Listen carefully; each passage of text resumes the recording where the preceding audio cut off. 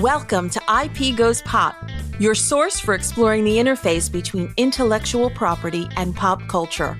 The IP Goes Pop podcast series is created and produced by Volpe Koenig, an intellectual property law firm based in Philadelphia, Pennsylvania. Visit us at vklaw.com. This program should not be considered legal advice.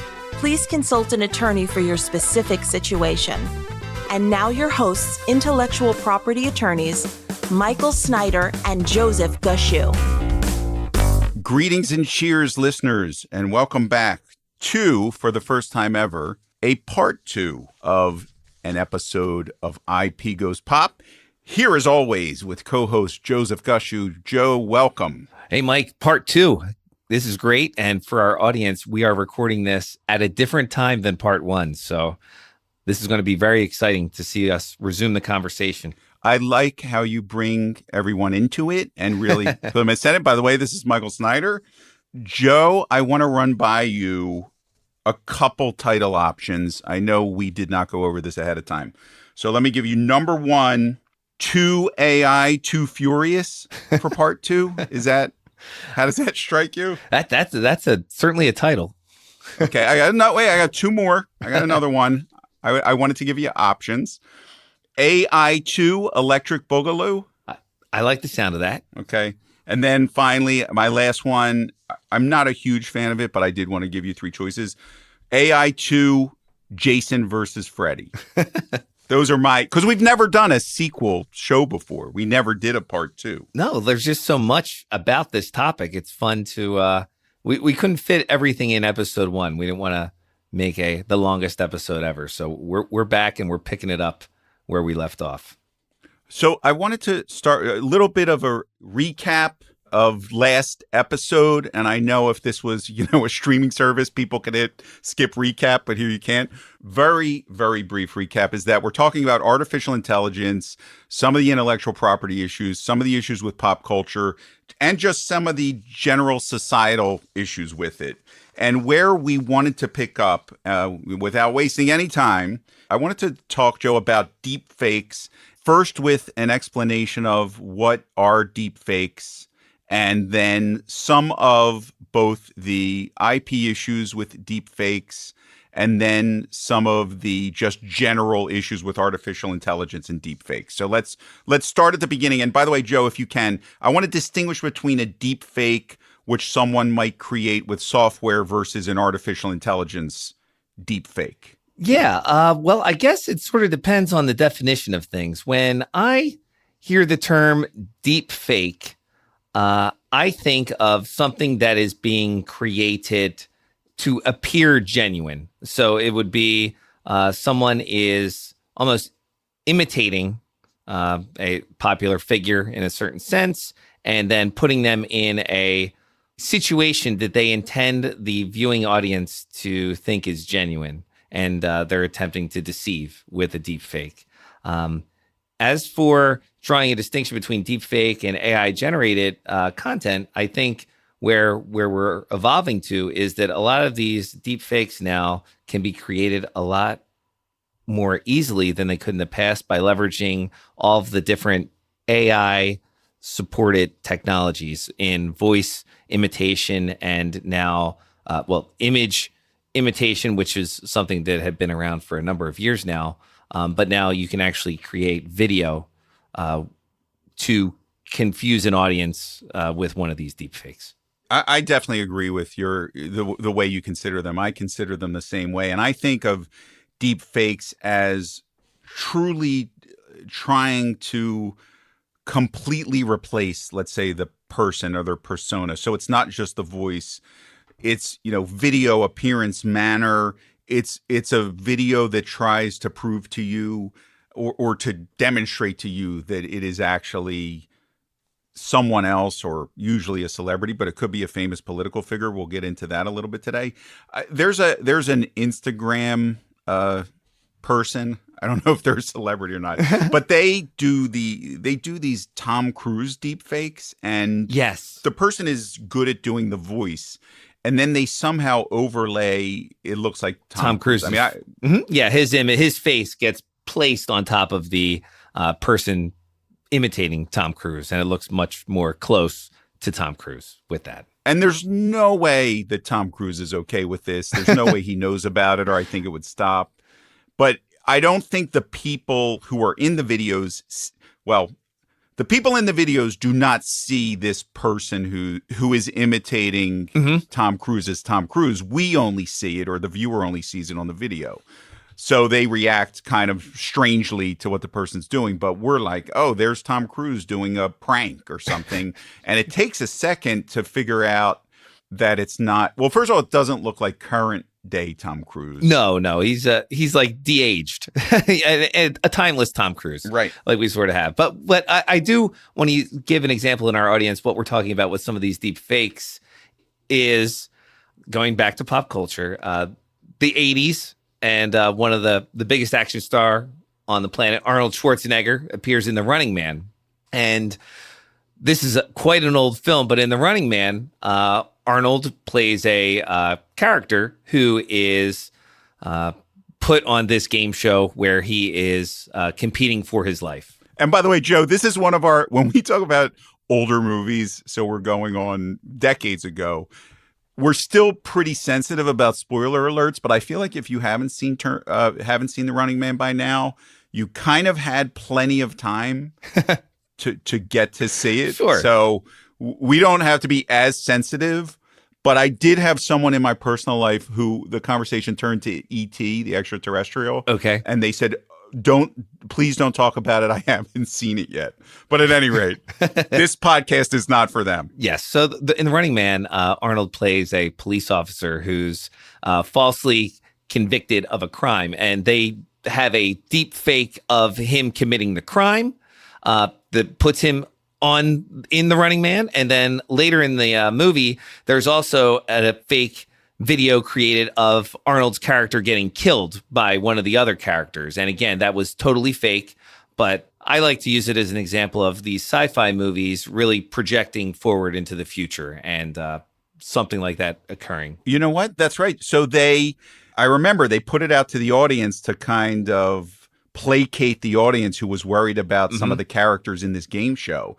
And then when they cut away, there was one of those matrixy grids on the face that disappeared, and it was just some poor person who was selected to be the victim here. Correct. Yeah. So this is not new. It's just new in our world, and this is possible now. Yeah. So yeah, with deep fakes, we go from the Running Man and Arnold to something that occurred more recently in current times. Not necessarily in film, but in music, because I think generative AI having its moment with ChatGPT being released in late 2022. In early 2023, a song was created on TikTok and it went viral. And the user who created it was Ghostwriter977, I think an anonymous creator here. But he created a song that included AI-generated voices from Drake and The Weeknd. And the song's name was called Heart on My Sleeve. And this song was very big on TikTok and even hit some of the top lists on Spotify. Now, after becoming very, very popular and everyone hearing it, it was pulled from all of those services due to copyright violations. And the important thing here is that this song sounded exactly like it was made by Drake and The Weeknd, only those two artists had absolutely no input in the creation of this song. So this is where there's enough content, I guess, Joe. Last week we talked about building generative AI models. There's enough content to take from, to pull from, to draw from, to build into some kind of model that what it gives you back superficially and maybe even at another level really sounds like the artist and their music. And I think one of the issues, there's a couple issues here. One's a PR issue, one's a copyright issue. I think the copyright issue is pretty simple. I think the PR issue is, what if this song is more popular than actual songs released by the artist? So yes, I mean, that's not only is it damaging to the value of the copyright of their music, but it's damaging to their persona, and it could undercut, let's say another song is released. I actually have another spin on this. For those of us who lived through the East Coast, West Coast rap wars of the late 80s, had someone released, an AI generated battle rap or diss track, that could have been deadly during that period. Yes. Yeah, I agree. And this technology is just going to get better and better, because if you have around 30 seconds, I think right currently if you have 30 seconds of someone speaking and video of them speaking, you can go a long way to creating a fake video of that person saying whatever you would want them to say. Like, that's enough content there. And now everyone's being recorded frequently, so that this is something that's a lot more possible than ever before. Now, speaking of kind of big names, wasn't there an issue with Tom Hanks not too long ago where he appeared in, I think it was a commercial, and it was extremely convincing to the point where they may have had to say something about it? Yes. So it was last year, there was an AI generated video of Tom Hanks, and he was promoting a dental plan.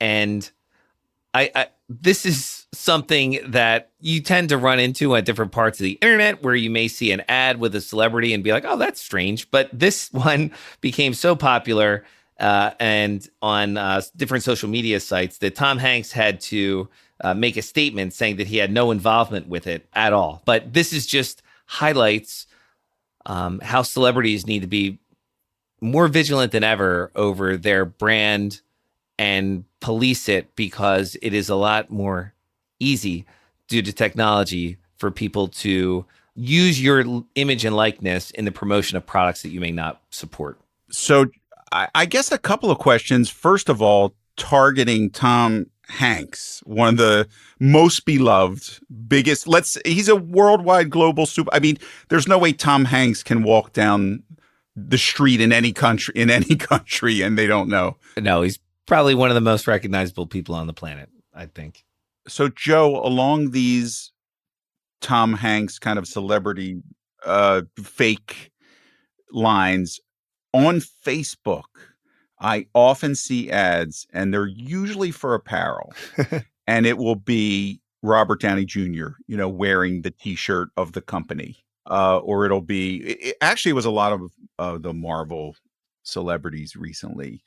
But I did see Russell Crowe in one. I know he's not doing it. Is he selling reverse mortgages yet? Not yet. Probably soon. Here's the difficult part of this. Celebrities are showing up in a lot of different, very large national commercial ads now, on the one hand. On the other hand, there's no way that these, small T-shirt shops are getting a Robert Downey Jr. And you see so many of them. I wonder if it's like pressing down, a bubble in wallpaper and it just pops up somewhere else. Because, if anyone were to see it, if their management were to see it, or their IP team were to see it, they would obviously want to shut it down. But it seems at this stage, is it just going to be an endless game of kind of cat and mouse to stop it? I think you're right. I think the cost of creating this is so low, and it can be done so quickly that it would be like whack-a-mole sort of thing, where it probably doesn't even, if it doesn't rise to a level of actual damage to the celebrity, I think they would just be chasing these things down all the time. On the topic of celebrities, so part of the big battle from the SAG-AFTRA strike and the writer's strike were, it was less so with the writer's strike, but it was absolutely with the actors' side of the strike, use of images and the ability or the permission to recreate people with artificial intelligence after they had them. You're in a movie, you get paid for your performance. What can they then do? Now they have you captured digitally. Like you said, they only need 30 seconds. They have you, hours and hours of footage. And I remember one of the clauses was this was particular to extras, which a lot of people break into the business, quote unquote, by starting, as an extra. And that is how you get onto a movie set and ultimately try to get your SAG voucher to start to join the union and to be in, the Actors Guild. So they wanted to be able to use, for example, people in a sidewalk cafe or a crowd scene to use your likeness essentially forever. So it would ultimately eliminate extras altogether in a way. And they have the ability and technology now that they can do that. So I know that a big part of that battle was the right to continue to use something, which is interesting because if you think of certain movies where, let's say, something unfortunate happens to one of the actors halfway through the movie, but they finish the movie or they bring them back in a sequel for certain scenes. And I think that there's some nostalgia to where people say, hey, isn't that great, that we could see them one more time? And there is a flip side to that, which is, while that is good for the audience and for the fans, how good is that for the person who's the performing? How good is that for the artist to forever be able to use their persona, for one job? And then, I mean, what's to stop you from using them in another movie, or what's to stop you from using them basically forever? Yeah. It opens up a whole host of issues that people never even thought of before. I remember this coming up in the context of Star Wars a couple years ago, where James Earl Jones had signed a contract to allow the voice of Darth Vader to continue after his life. Mm-hmm. And that was one thing. It's like, okay, yeah, that makes sense to me, in that they'll use his voice forward looking, and that's someone's voice. So I didn't fully appreciate, until doing the research of this show, all the issues associated with the different actors strike and writer strike of last year, because so much of it focused on AI generated content. And in this, there's actually two different types of what are referred to as replicas, digital replicas of these actors. And there's an employment-based digital replica, and then an independently created digital replica. And there are different definitions, one being the employment-based being part of the contract that they've signed to be for their role, and then independently created, doing this, what you're referring to, Mike, where you can sort of take different actors from films that existed and do different things with them, where I think it will call into all these different cases where you have to work with a person's estate, or contact the person after the fact and get them to sign over some different rights. Because in addition to your case where you were saying, oh, it'd be great to see this actor one more time in this different role. Or Joe, or to finish a movie. What if you're 75% through and something unfortunate happens? Yeah, like now you can do it a lot differently than in The Crow or in Gladiator, where different actors that I'm aware of passed away during filming and they were able to complete it a certain way. You could actually just, and Paul Walker with the Fast and Furious movies, where his brothers were called in to be stand-ins to a degree. Now you could almost make it appear as if the person never died. But in addition to that, here's something that to consider also. When people are signing these different contracts to play an actor in a film, and say the actor's 30 or so, they're also considering situations where they can de-age that actor and present that actor as a child. Oh, that's right. But they would have enough to create a child rendering of this person. Say the person's doing a role when they're 30. They could act as if this person were 10 in the same character. So it's not even aging older. It's aging younger to a different stage of life of this person. And you could have that same character be portrayed. It's almost a way of thinking about how animated movies, how those characters are timeless. Yeah, it's much more a model of we're going to take a character and kind of use our paintbrush, our digital paintbrush to do whatever. Exactly. Here's something interesting, though. There's no way there's an actor in Hollywood who complains about de-aging. No way. No. I mean, it doesn't. I mean, if you know any actors, I think that they probably are pro de-aging. Oh, I think so. We are not pro de. It looks ridiculous at sometimes.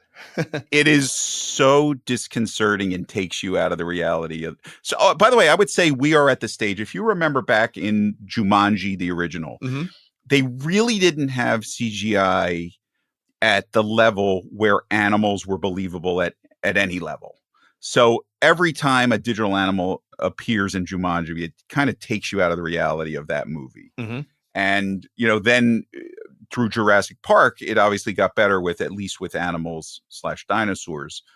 But the de-aging, some of the things are still the human body, and especially our brains, yes, really can still, I think, tell, or there's a tell, for example, to artificial, to AI artwork.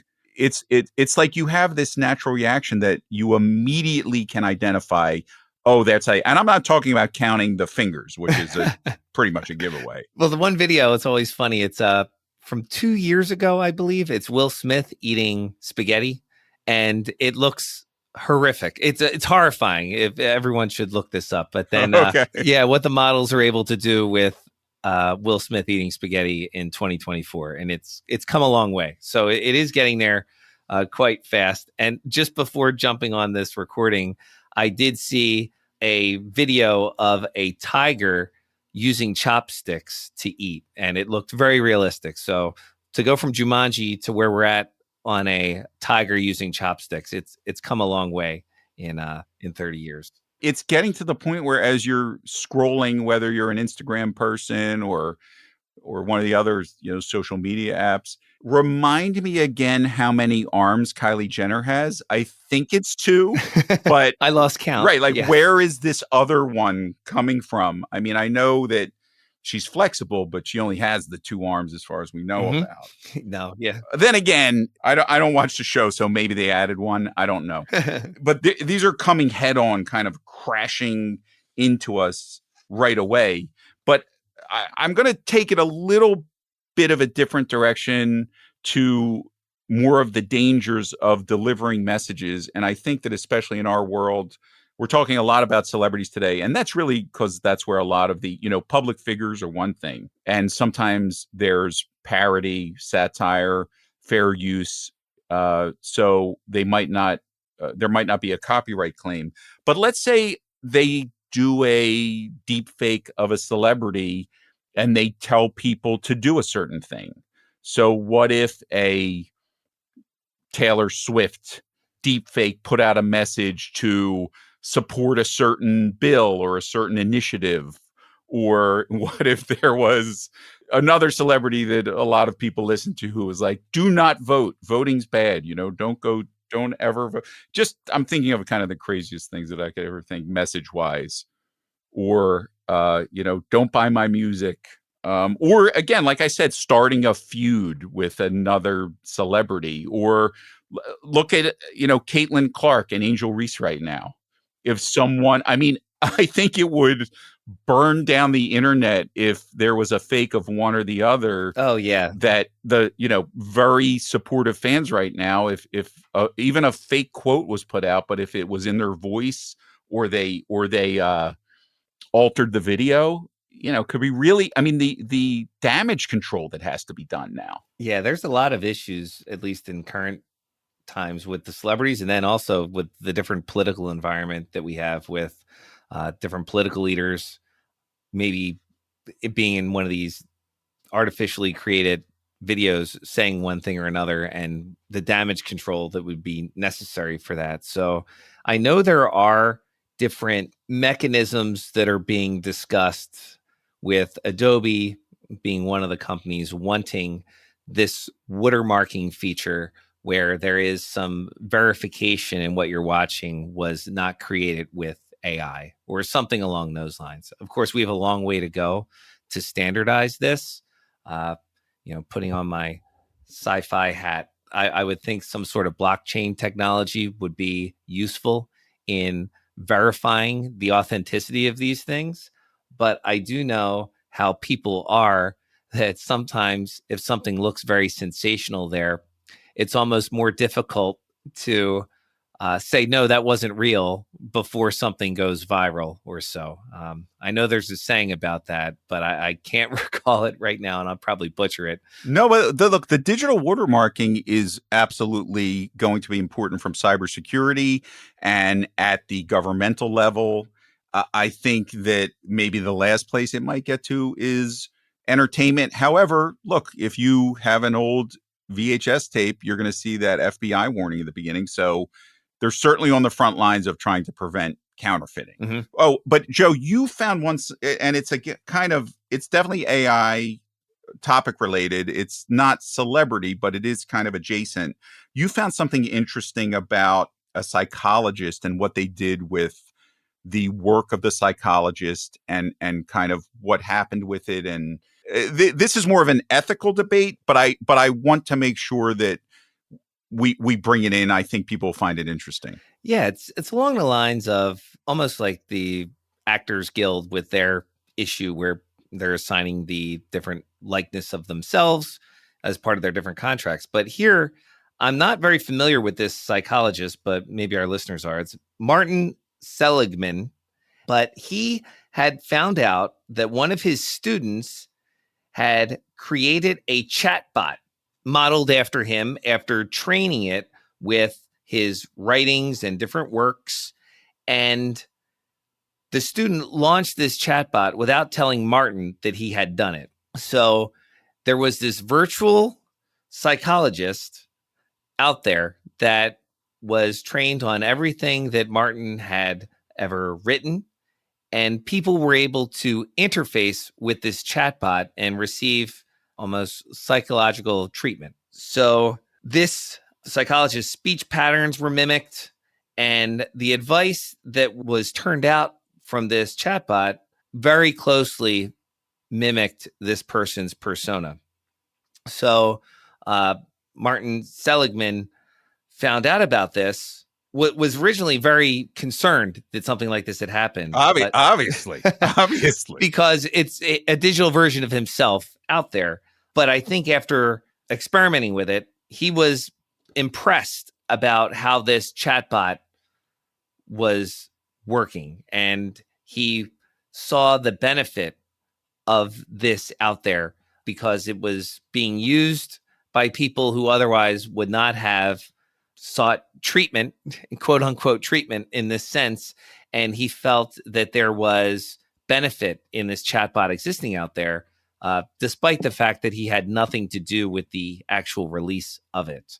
Here, it's more ethical considerations, but we're talking about, an area of treatment and science.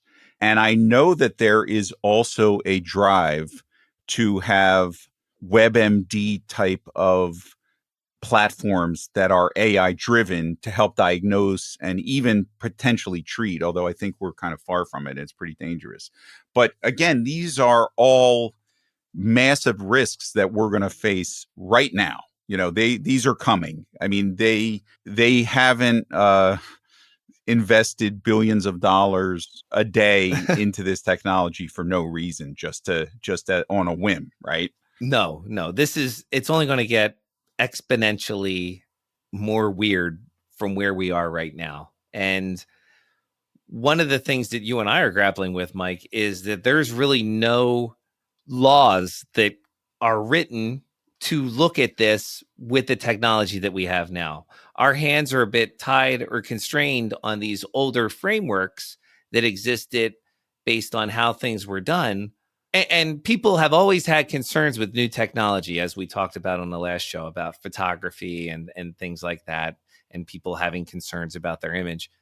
This is taking things to a different level than that. So we're right to be concerned about it. And perhaps, this is another instance of history not always repeating, but rhyming, which is always a funny thing to say when you're like, what does that actually mean?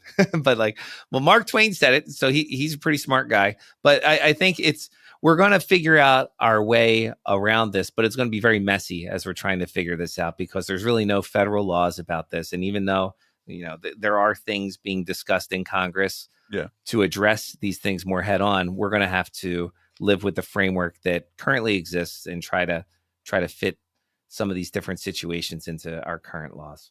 And I think in a future episode, we're going to talk about, the history of internet scams. And I think that, some of this artificial intelligence conversation will pop back up in that discussion. But there are, data privacy risks. There are risks with fraud. What if an AI either drained a bank account or created a bank account? And how would anyone know without, like you said, something like a digital watermark or a double check? Yeah, because a lot of financial companies are actually taking off the voice verification of things. And this is just a note to our listeners. If you have that on anything, you should disable it due to the ease of copying your voice out there just for security reasons. By the way, just a total tangent on the voice copying, but it's related to the Mission Impossible series. I don't know if you and I talked about it before, but someone raised it to me who does not like those movies, but I think they had a great point. If they have retinal scans and optical scans and thumb scans and all the security, but if the IMF team just has the opposite of that and just can block, then why bother at all? Because they have the voice scan, but then they just have a chip they put in the voice. They have the optical scan, but they just have a contact lens they put in. They put on fake fingers. So they're putting out a lot of money for nothing, really. The only ones benefiting are the people who build the gadgets on both sides, and none of it works because every single time they walk right in. I'm taken out of the movies now, Mike. But yes, you're right. Your friend has a point. It really was exciting at first, but seems like the missions are very, very possible now. Mission possible. All right. So let's see. So, we've looked at it from the right of publicity side. We looked at artificial intelligence now from kind of some of the risk side.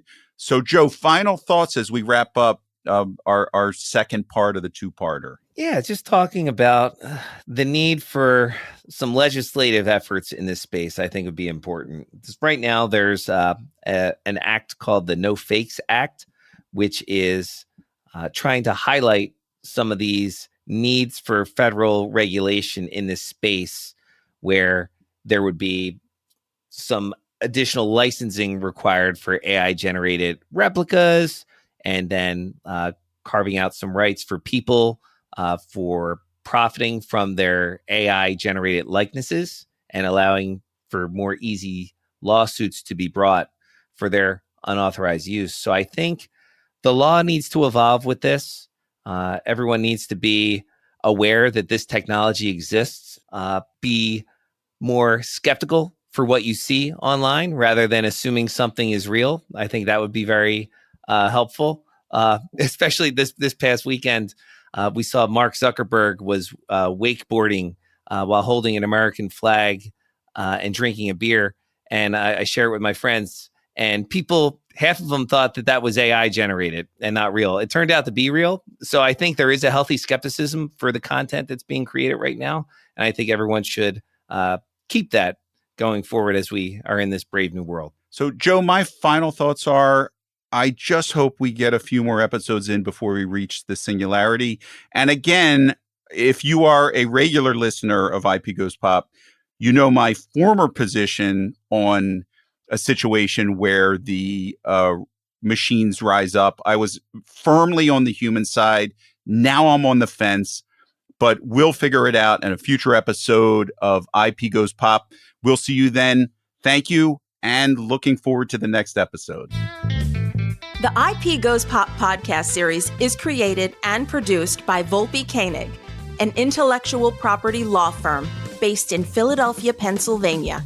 Visit us at vklaw.com.